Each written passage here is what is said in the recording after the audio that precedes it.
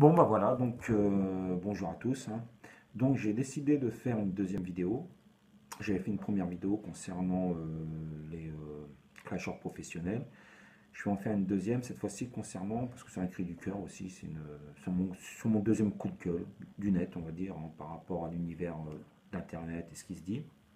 Donc c'est les dissidents professionnels. Alors quand j'entends dissidents professionnels, c'est les dissidents du net, hein. Ceux qui restent leur cul sur leur fauteuil et puis leur canapé rouge, par exemple. Vous aurez reconnu Soral, par exemple. Salim Laibi. Je crois que c'est celui que je déteste le plus, je crois. Franchement, honnêtement. Et à juste titre. Honnêtement, le mec, il est d'une arrogance. Et Dieu sait que Soral, l'arrogance, il en connaît un rayon. Et Dieudonné, bon, Dieudonné, pareil, hein, il gère un peu son business maintenant comme un bon père de famille, hein. Il gère son assurance. Je trouve qu'il est parti un peu au départ, peut-être que c'était parti d'un bon sentiment, pour Dieu donner, hein, j'entends, hein. Et très bon humoriste, il y a là-dessus, il n'y a pas à discuter, hein, c'est le meilleur humoriste de France, il est exceptionnel, voilà, c'est un humoriste qui prend des risques, et là-dessus, là, on ne peut pas lui retirer. Il faut savoir dire les choses quand elles sont vraies. Par contre, après, il est parti dans un business, pour moi, qui est voilà, surtout l'assurance et tout ce qui est, tous les à côté, quoi, toutes ces vidéos, maintenant il faut payer maintenant pour pouvoir les consulter. Bon, on a bien vu, quoi. C'est comme, je vous donne un exemple, c'est comme la petite gonzesse de 14-15 ans qui a fait son maquillage pour déconner et qui a fait paraître sa vidéo sur YouTube, ça a eu du succès monstre. Voilà, elle a eu L'Oréal, elle a eu toutes les grandes marques, voilà. Mais elle a fait ça maintenant d'une manière professionnelle. Bon, voilà, bon, pour eux c'est pareil. Ils ont vu qu'ils avaient l'audimat, hein, si on peut parler comme ça, sur leurs vidéos. Donc ils se sont dit, voilà, maintenant on va faire du business à côté. Donc la dissidence, ouais, dissidence, mais beaucoup dans la poche aussi à côté, quoi. Bon, maintenant, leur dissidence, elle est complètement galvaudée, quoi. Il y a plus de dissidence, c'est du business. Je vends mes bouquins. Je- bon, pour Dieudonné, il n'a pas besoin de vendre ses places, parce que c'est vrai qu'il est assez connu pour ça, mais à côté, il fait du fric sur ses vidéos. Moi, je dois vous dire, je paye mes procès, j'ai une famille de 6 enfants à nourrir, j'ai ma femme, j'ai mes maîtresses, je ne sais pas comment ils fonctionnent. Bon, bref, ça le regarde. Mais bon, voilà, on sait bien que maintenant c'est devenu du business à 80%, quoi. Voilà, et puis eux-mêmes, ils le savent, hein. Ils argumenteront, ils se donneront des excuses eux-mêmes, hein. Ils s'auto-excuseront, si on peut parler comme ça, en se disant, bon, bon voilà, à côté, je prends des risques, je fais passer un message maintenant qui a plus lieu d'être, hein. Mais alors moi, mon coup de gueule surtout, c'est que ces gens-là ont une arrogance incroyable, quoi. Ils ont l'impression que, bon, pour beaucoup, c'est vrai qu'il y a beaucoup de moutons, hein, il y a énormément de moutons, des gens qui les suivent, mais sans penser, voilà, sans réfléchir, sans. Ah oui, il a raison, c'est vrai, ah oui, ce qu'il dit, pas tard, ah oui. Et puis ils sont pris dans un engrenage et puis ils s'arrêtent plus, quoi. N'importe quelle connerie, ils avalent. Et ça me choque. Euh, donc voilà, je vais essayer de développer le mieux possible, pas m'égarer. Donc pour ces dissidents, je vais en citer trois parce que pour moi c'est les trois que je connais, hein. Après il y en a d'autres, mais bon, excusez-moi pour les autres, hein. Je ne veux pas être vexant, mais je ne sais pas. Vous n'avez pas non plus, voilà. Mais pour le Laibi, c'est pas qu'il a une grosse audience, hein, par rapport à Dieudonné. Bien sûr, Sora, je ne le mets pas dans la même catégorie, hein. Lui, il boxe 3-4 catégories en dessous, mais c'est son arrogance, lui. Et puis son délire mystico, franc-maçonnerie, mystico, je sais pas, moi, il part dans tous les sens, ce mec-là, c'est incroyable. Il est médecin, hein. C'est ça qui fait peur. Du moins, médecin, il est dentiste, pour être plus précis. Moi, ça me fait peur. Moi, ça me ferait peur. Quand je serais son patient, ça me ferait peur. C'est que le mec, il n'est pas tout seul en haut. Il y a du monde, hein. Grave, hein. Après, à l'écouter, bon, il a lu le bouquin d'un tel et le bouquin d'un tel. Et puis il connaît tout de la maçonnerie, quoi. Il sait comment pensent les gens du 33e degré.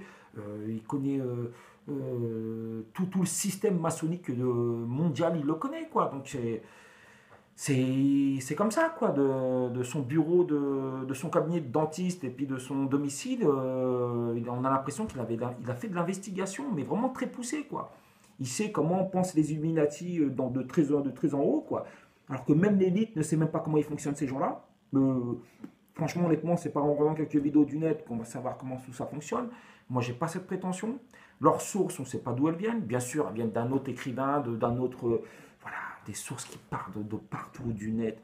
Mais comment on peut avoir cette arrogance en disant des choses avec assurance comme ça et en expliquant des choses aussi complexes que Je dis pas que ça n'existe pas, attention, oh là là, je suis pas contre la conspiration, existe, ça a toujours existé, ça existera toujours.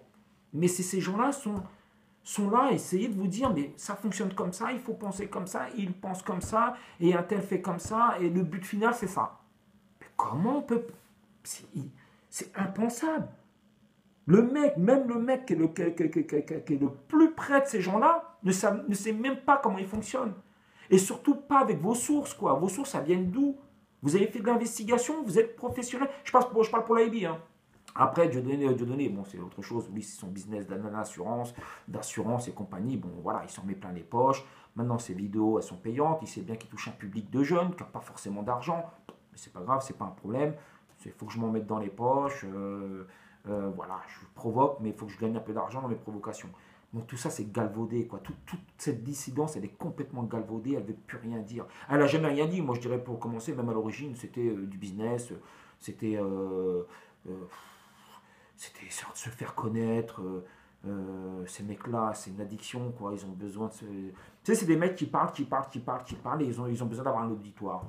Et Dieu sait qu'il y en a énormément comme ça. Et bon, voilà, ils ont eu un peu de succès dans leurs vidéos. Je parle pour l'IB.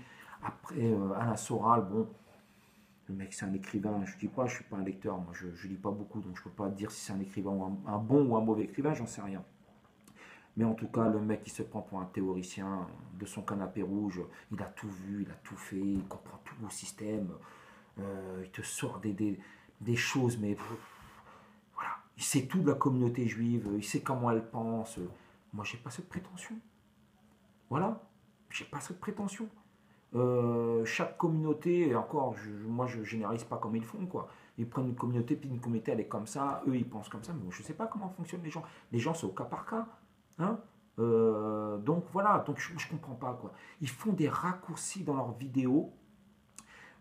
C'est soi-disant, ils prennent. Et en plus, comment dire, pour essayer de parler peu, parlons bien, parce que c'est mon coup de gueule, quoi. J'essaie de le faire le mieux possible. Ces mecs-là, cette dissidence, quoi, virtuelle, hein, bien sûr, hein, pas la vraie dissidence, le mec qui va donner sa vie pour une bonne cause, ou qui va donner, même pas de sa vie, même sans parler de la vie, donner de son temps, de son argent. Il y a des associations d'entraide. Moi, ça, c'est de la dissidence, ouais. Ça, c'est de la dissidence, oui. Ou faire de la politique, mais vraiment sur le terrain, quoi. Sur le terrain. C'est pas devant un écran et dire faut faire comme ça, faut penser comme ça, parce que ces gens-là vous disent comment penser. Vous devez penser comme ça. Et si vous pensez autrement, vous êtes con, vous êtes un dégénéré, comme dirait Salim Labi. Vous êtes des dégénérés, vous n'avez rien compris à la vie. Moi, je pense comme ça et vous devez penser comme ça. Si vous ne pensez pas comme ça, vous êtes des dégénérés, vous n'avez rien compris à la vie. Ces mecs-là, imaginez-vous une seconde. Je parle de Soral et l'IB. Hein. Dieudonné, c'est ça à part. On va dire que lui, maintenant, il est dans le business. Bon, c'est son business. Et les gens veulent bien avaler ce qu'il avale. Bon, ça les regarde. À la limite, ça, c'est vraiment le mec business. Mais au moins il vend quelque chose, lui. C'est pour ça que je ne veux pas trop l'enfoncer. Au moins, il vend un peu d'humour à côté. Bien que ça reste dangereux, les à côté. Hein, parce que, bon, il a tendance à monter beaucoup la tête des gens. Il est en train d'essayer de monter les gens les uns contre les autres, qu'il y ait des choses qui sont dégueulasses faites par une communauté à l'étranger ou autre. Voilà, ça on est d'accord, personne ne va le nier. Mais les gens ne sont pas bêtes, ils le savent de toute façon. Ils n'ont pas attendu Dieudonné ou Soral pour savoir ça. J'espère en tout cas. Hein. Vous suivez l'actualité, vous savez comment ça se passe en Palestine, vous savez les horreurs qui se passent dans les pays musulmans, ou même dans le monde entier, pas que dans les pays musulmans, en Afrique, les pires tortures, les pires dictateurs dans tous les pays, dans tous les pires pays du monde, quoi. Et malheureusement, ça touche beaucoup les pays du Moyen-Orient, malheureusement. Voilà, on va pas revenir là-dessus, je vais pas épiloguer là-dessus parce que sinon c'est pas une vidéo. C'est pas une vidéo d'un quart d'heure que je vais faire, c'est plutôt 10 vidéos d'une heure par jour, donc c'est pas la peine.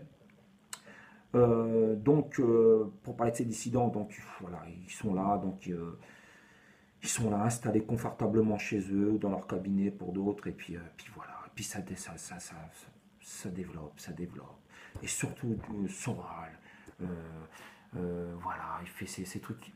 Il n'y a pas que des bêtises, hein, il peut dire aussi des bonnes choses. Hein. Mais j'en veux surtout, surtout s'il y a et Soral qui vous disent, bon, qui vous dit, tiens, Marine Le Pen, c'est bon, Jean-Marie Le Pen, il n'est pas raciste, c'est des gens bien, arrête.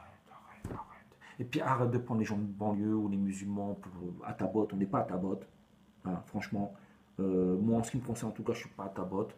Je regarde tes vidéos comme d'autres qui vont regarder des vidéos, puis voilà, après j'ai ma façon de penser. Heureusement, j'ai un cerveau, j'essaie de réfléchir et voilà quoi. Il y a des choses bonnes à prendre, hein, très peu, il faut picorer. Hein. Ces gens-là, ils ont des petites choses à prendre, hein, c'est comme tout. Hein. On ne peut pas dire 99% de conneries, hein, il y a toujours des petites choses à picorer. Donc voilà. Donc il faut savoir picorer ce qu'il y a à picorer chez eux ou d'autres, hein. Il n'y a pas que, heureusement, Dieu merci. Et voilà, mais il y a surtout le Laibi, quoi. Le Laibi, celui-là, il m'a choqué. Voilà. Alors, les musulmans, il n'y a pas de musulmans en France. Même mieux, il n'y a pas de musulmans au Moyen-Orient. Il n'y a pas de musulmans en Arabie Saoudite, ni en Algérie. Donc, ils souhaitent le feu de l'enfer à tout le monde. Hein, donc, c'est